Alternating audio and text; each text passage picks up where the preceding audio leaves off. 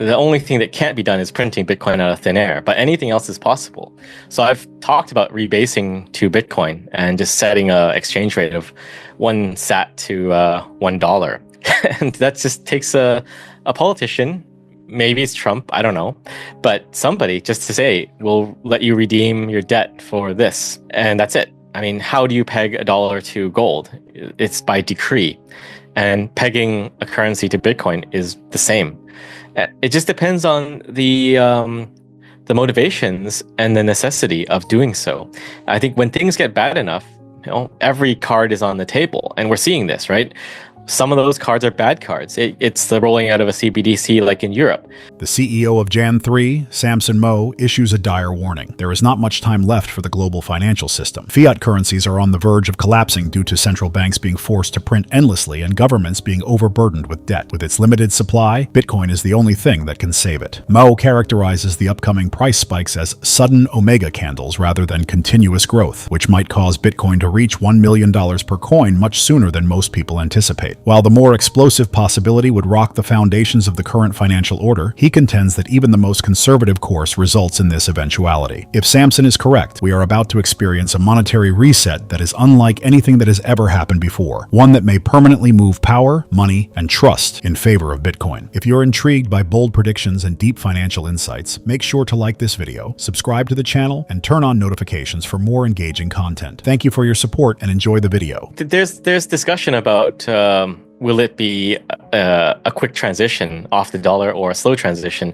I think it's actually going to be a quick transition because fiat currencies always die in a spectacular manner. It's just a question of when.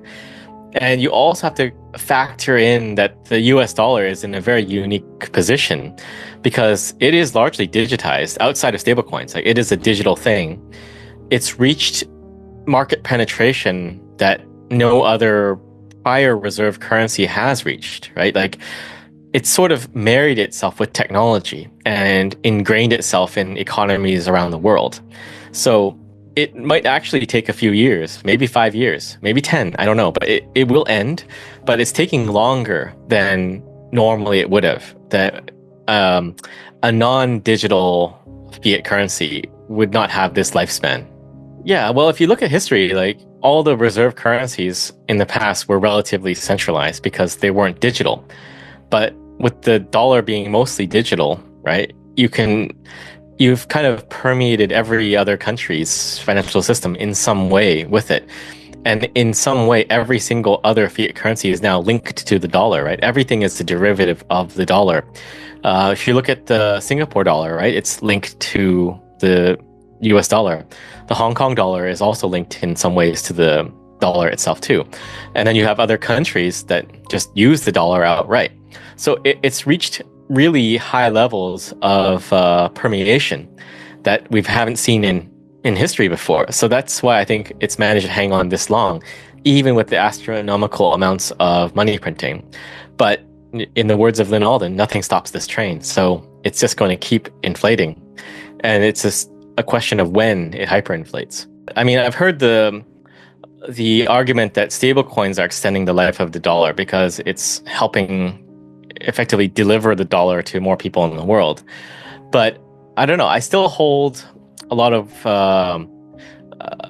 weight in the idea that fiat currencies fail spectacularly, and that's just because when people wake up, they all wake up. It's not like we'll start transitioning off the dollar and the corner store near your house is going to keep taking the dollar and changing their prices to like $1,000 for a Kit Kat bar, right? It's just going to be a quick thing once that thing hits, and they'll just switch off and take Bitcoin because they can't afford to not take Bitcoin. They can't afford to take the dollar at some point. And I think Germany with the mark dying, that's a good example. It happened in, a year-ish. And that was a non-digital thing. So I think it'll be faster for the dollar to fail. But until that happens, it does feel like Bitcoin is extending it by integrating with it in some ways. The only thing that can't be done is printing Bitcoin out of thin air, but anything else is possible. So I've talked about rebasing to Bitcoin and just setting a exchange rate of 1 sat to $1. And that just takes a a politician, maybe it's Trump, I don't know, but somebody just to say, we'll let you redeem your debt for this. And that's it. I mean, how do you peg a dollar to gold? It's by decree. And pegging a currency to Bitcoin is the same. It just depends on the motivations and the necessity of doing so. I think when things get bad enough, every card is on the table, and we're seeing this, right? Some of those cards are bad cards. It's the rolling out of a CBDC like in Europe, or starting to control the internet like in the UK. There are things that are happening, and you can see these things happening are a direct response to other things that they're trying to mitigate or distract you from. So there are a lot of, just take the UK as an example, there are a lot of societal problems. And now they're focusing on this one particular thing, which doesn't do anything for the other problems, but it definitely distracts and gets people enraged. But it just goes to show, like, every card is on the table now. But that rebasing the Bitcoin card is also, it's in the hands, and it can be played at any time. And that's why I say plan accordingly, because you have to be ready for when these things happen. And the best thing to do to be ready is to be in Bitcoin.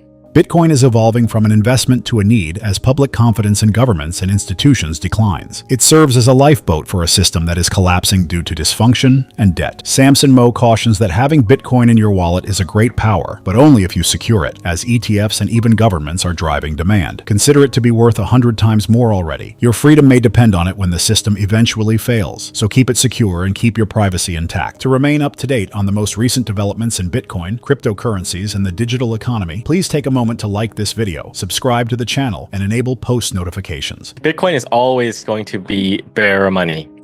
And if you look at the global state of things, trust in institutions is not going up, it's going down.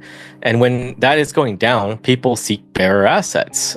And, I think we might be blinded to that fact because ETFs are hoovering up more Bitcoin, treasury companies are hoovering up more Bitcoin. But at the same time, Bitcoin will continue to grow in value. And there are a lot of people holding their own Bitcoin still. So I don't see that as a risk because of necessity. People will need to transact Bitcoin because of necessity. It's not an ideological thing. Like, we need to spend Bitcoin because if we don't spend Bitcoin, it's going to fail. It's a necessity thing. And if it wasn't a necessity thing, then Bitcoin would fail. Like, if it depends on us to make people spend Bitcoin, then it's not going to work. Bitcoin works because the incentives work and because deep down, people want bearer assets when things are shaky. And that's just a lesson that history has taught us over and over again. Right? Before it would be gold and silver or bills. Now it's going to be Bitcoin. It's just a question of when they understand that it is Bitcoin. And I think we're getting closer and closer to that inflection point. I think for him, it was a low-hanging fruit that he could just do something and say promises made, promises kept, right? It didn't cost him anything. It was within his power to do so with executive order. And he paved the way for, non-budget neutral acquisition. And I think that's all powerful stuff. I think what is lacking now, and many Bitcoiners are seeing this, is execution on that front. Like, where is the audit of Fort Knox? Where is the tally of all the Bitcoin held by the government? And I think we're still waiting for that. And where is the next phase in the SBR? Like, when are you going to put up a website and accumulate? So I think we should all be holding them accountable, but we should also be fair in understanding that governments are not exactly the most efficient, well-oiled machines out there. So maybe they'll get to it. And I'm more of a glass half full kind of guy. So I think they'll get to it, but we'll see. But I'm hopeful that they do execute on the SBR. But to answer your question, I think it's kind of expected. It was low-hanging fruit enough that he could do that, get a PR win, and, get his donors happy. And then the rest is up to, David Sachs and everyone else to execute on that. I don't think it's possible. It's hard for any government to do stuff in secret. Well, things that are beneficial for the country, it's hard for them to do it in secret.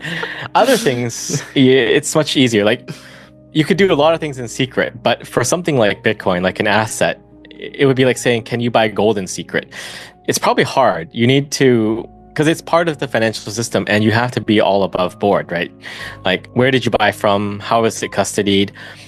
There's a ton of questions that have to be answered. Like, it can't just be Trump directing someone in some agency to buy and send it to his Blockstream Jade wallet on his desk, right? There's got to be more controls and process in place for something like that.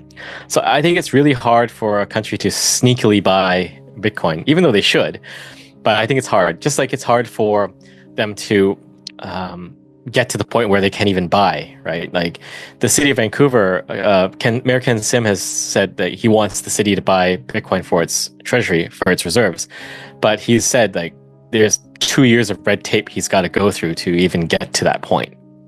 So yeah, the answer is they could do it in theory, but in reality, they probably need to go through and cross the T's and dot the I's before they can really buy Bitcoin. The message of Samson Mow is straightforward but impactful. The value of Bitcoin is derived from necessity rather than ideology. People naturally seek to stronger assets when their trust in banks, governments, and other institutions continues to decline, as history has shown. That used to be either gold or silver, but now it's Bitcoin. Bitcoin is unique in that it doesn't require users to coerce themselves into using it. The incentives are the reason it works. Demand continues to rise as more institutions, ETFs, and even governments enter the market. Millions of people are still personally safeguarding their wealth by owning Bitcoin, despite the headlines. The true power is found there. Additionally, he cautions that although governments can discuss Bitcoin and politicians can sign executive orders, the true test will be how they are carried out. Promises are pointless if they are not kept. Governments are generally behind the curve, lethargic, and mired in red tape. Individuals bear the obligation as a result. Being a Bitcoin owner is about more than simply price speculation. It's about safeguarding yourself in the event that the system falters. Mow goes so far as to say that if prices aren't already higher, it could be because paper Bitcoin is flooding the market and hiding actual demand. The conclusion is that, in a world where established systems are becoming less reliable, Bitcoin is the future reserve asset, not just another asset class. Regardless of how slowly or covertly governments operate, people can protect their independence without permission. People pick Bitcoin when the old system fails them, which is why it is so successful. Remember to like this video, subscribe to the channel, and enable notifications if you thought his viewpoint was helpful so you don't miss any updates. We'd love to know what you think about the future of cryptocurrency markets, so please share your ideas in the comments section. We appreciate your time and hope to see you in the next video.